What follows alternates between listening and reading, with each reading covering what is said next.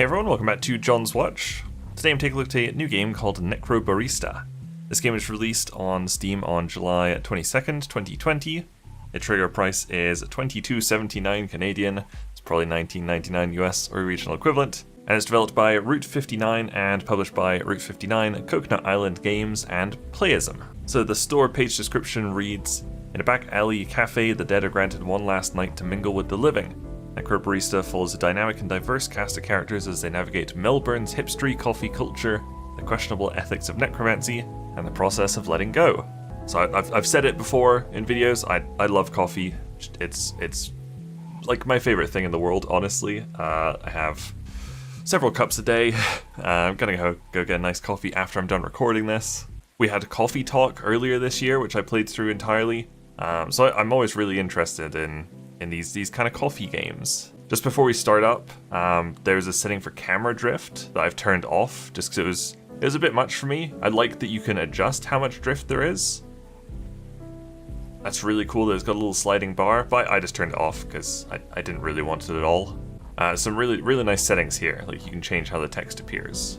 Hopefully it's not that small in-game. Let's start it up. Ding. What do you even call this sort of magic then? Necromancy. Question's irrelevant, because it's banned. Badass. I call it badass. Well, by definition it's a conduit ritual. But, looking past all the smoke and mirrors and fancy names, you can just call it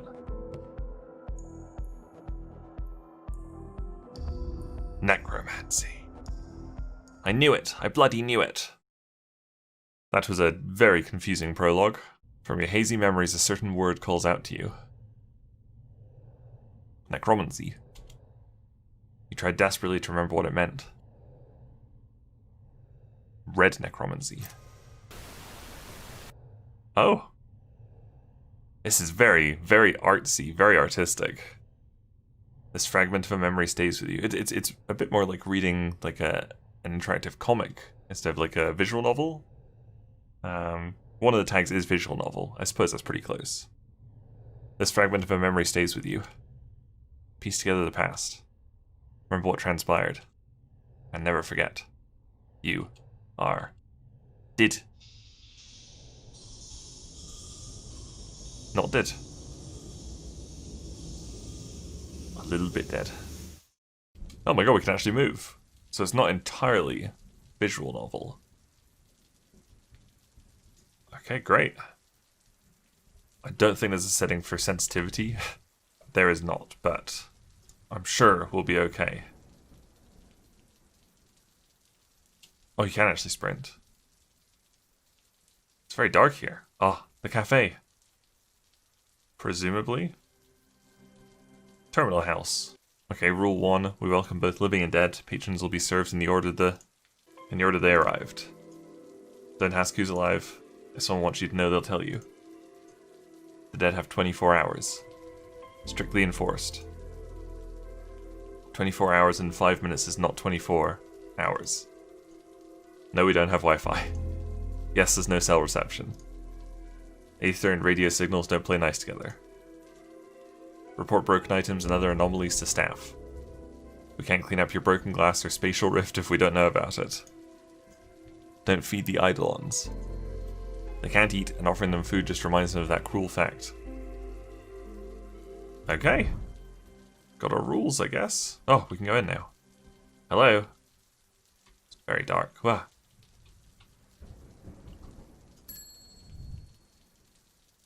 Yes. I suppose.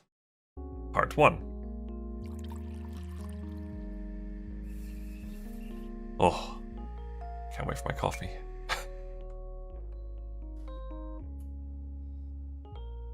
You have to tap through a lot of these things. Or like press space or click. The terminal. Carlton, Victoria. Australia, 3053. Excerpts from online reviews. Pretty unremarkable coffee. Barista speaks Chinese but exclusively uses it to mock people to their faces. I'm very self-conscious about my top hat now. Observed little girl running around cafe with knife, unsupervised. Came down with deep sense of ennui after visiting. Was rudely told to stop being a big dweebus after complaining about burnt taste in coffee. This coffee's some of the best I've ever had. 5 stars. Disclosure, I have no taste buds. The door closes. Maddie sighed and began cleaning a glass. She glanced up at the person who just walked in, but he didn't seem quite ready to approach the counter. I think I need to turn the text outline, like, off. Maybe just leave it at that. Maybe you don't need it. It just looked quite hard to read on there. The text is very close together, it wasn't just my outline. Okay, fine. She glanced up at the person who just walked in, but he didn't seem quite ready to approach the counter. Hey, mate, you right? Ack. You can see me? Yeah. Clear as day. Can't do an Australian accent. You gonna order something? I've been walking around for hours. Nobody was listening to me. It's because you did. You maybe did. He maybe did what? You maybe did. Yeah, I know, but what did he maybe do? He maybe did. Yeah, maybe he did, maybe he didn't. What did he maybe do? No, he maybe did. Are you guys fucking with me? What? I don't know how I ended up here. I think you'll find it was the front door. He chuckled nervously and took a deep breath. Right. Where am I? This dearly departed is the terminal. Carlton's finest. Departed? Eh? They say our coffee's to die for. He's very sad, so, I don't really know how to, go about this. Ask me anything, man. It's not like you're the first disheveled and disoriented dead dude to drop in. What does everyone else ask? Well, they generally start with that one. Ah, shit. Ah, shit. That's New Zealand. Very similar. And they always say that. Then there's the embarrassed silence. Alright. I get it. You always this mean to everyone who comes through? Or just the pitiful ones like me? She doesn't seem that mean, she just seems like kind of cheerful. Just the pitiful ones. I guess that's consistent. Always felt like people saw me as a pitiful guy. Ah, I'm just kidding. No, I promise you're right. I'm a fucking sad sack. I don't even know how I died, but I bet it was pitiful and meaningless. Just like everything else about me. I'm never gonna have a chance to make things better for myself. I'm stuck like this. Well, only for 24 hours, then you're out of here. Oh, come on. I'm sitting in a cafe for dead people falling apart in front of the barista. Pull yourself together, my dude. He blinked, and slowly came back to earth.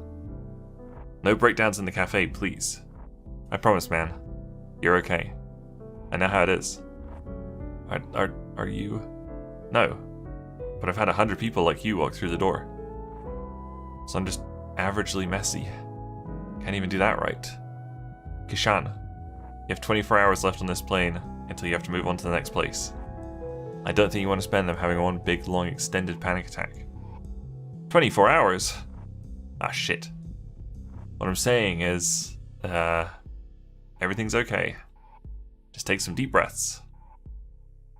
We'll sort this out. I'm sorry. I don't want to be a fuss. It's not like I have anything else to be doing. Don't worry about it.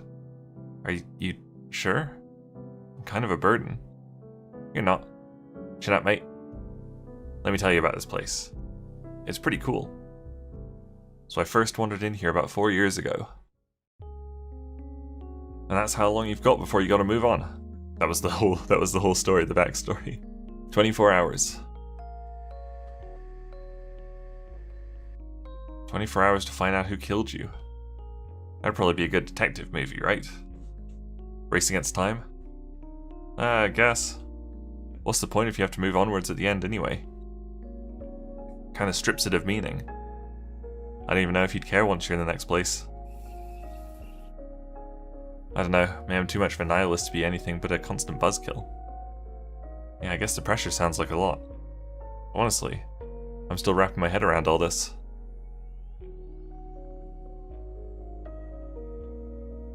Seems a bit outlandish, doesn't it? That's the word. I guess it'd be disappointing if you find out you just died quietly in your sleep or something, though. Yeah. Most people don't die from being murdered. It's mostly sickness. Or old age. Or lawnmower accidents. Well, they call them accidents. But really, loads of lawnmowers are possessed by evil spirits. That said... Wait. Hold on. You can't just drop that like it's nothing. Possessed lawnmowers? Seriously? Anything with spinning blades tends to attract them. Garden equipment, garbage disposals, blenders. They're a right pain in the ass. Gotta exercise the blender at least once a month. That's wild.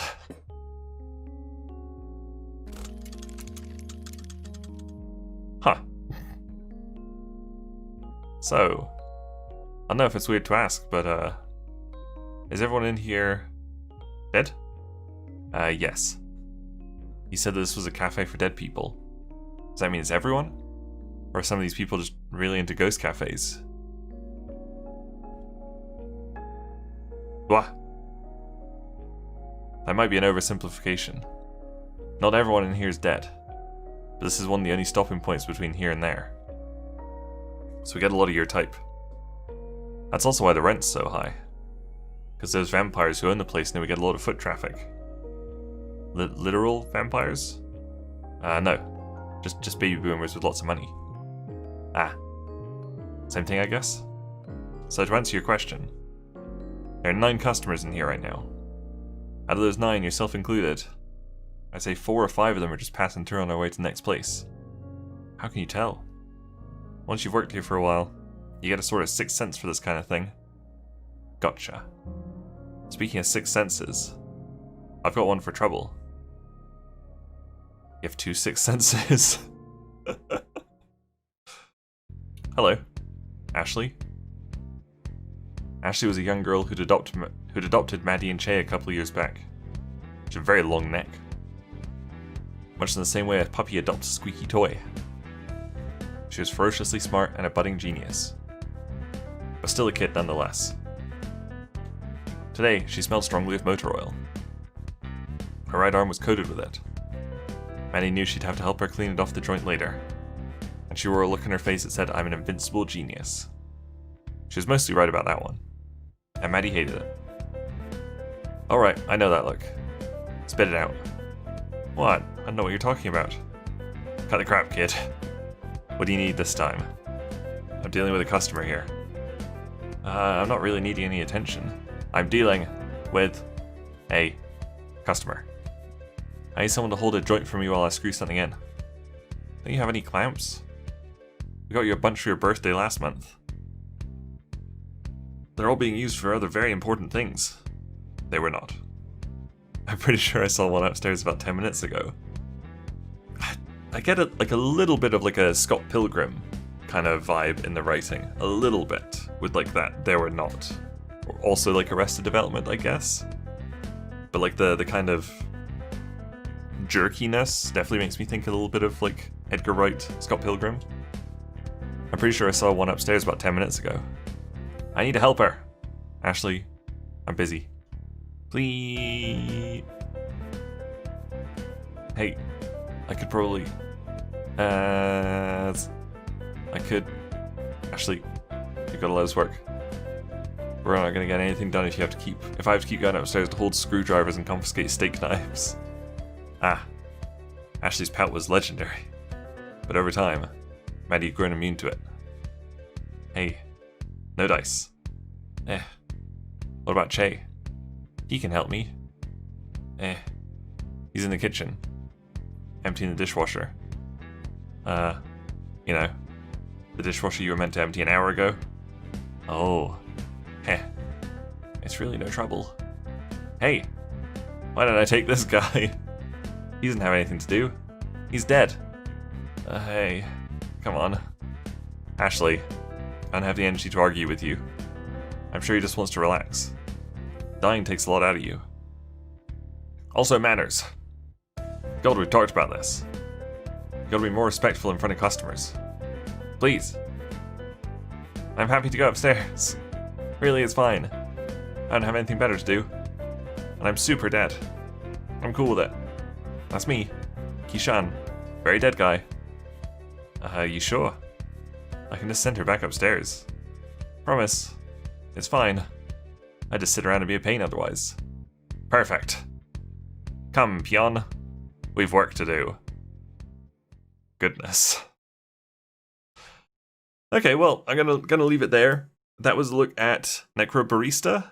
I feel like it's probably more fun just to read it on your own. It's like if it was voiced, I think this would be awesome. Like even if it was just the character's voice, like if I could just read the narration, that would be cool. It's just a little bit weird for me to read the whole thing out in like 20 minutes in the same voice because I can't do different voices really. It's interesting. I like how animated it is. I really wish it had been voiced though. It would like sweet Australian accents. Oh, that'd be so good. It looks like it might have a decent length to it. I assume when we were outside and we clicked on like the rule board or whatever, I assume this was just like level 1. I think there's probably like 12 or so levels. It looked a bit like a clock. It looks like it takes about 6 hours to finish the whole thing. That's what a lot of the reviews are at. A 6-hour, if a slow reader, kinetic visual novel. So yeah, not going to be for everybody. I think like after the first 20 minutes, like it's kind of hard to compare them, but like they're sort of similar. After the first 20 minutes, I definitely preferred Coffee Talk. But hopefully that gave you a bit of an idea of what the game's like. Definitely check out Steam reviews. There's 76 on there at the time of recording this. That should give you a better feel for the game, hopefully. There you go, that was a look at Necrobarista. Thank you guys very much for watching. Make sure you leave a like and subscribe if you enjoyed this video, and I'll see you guys later. Bye!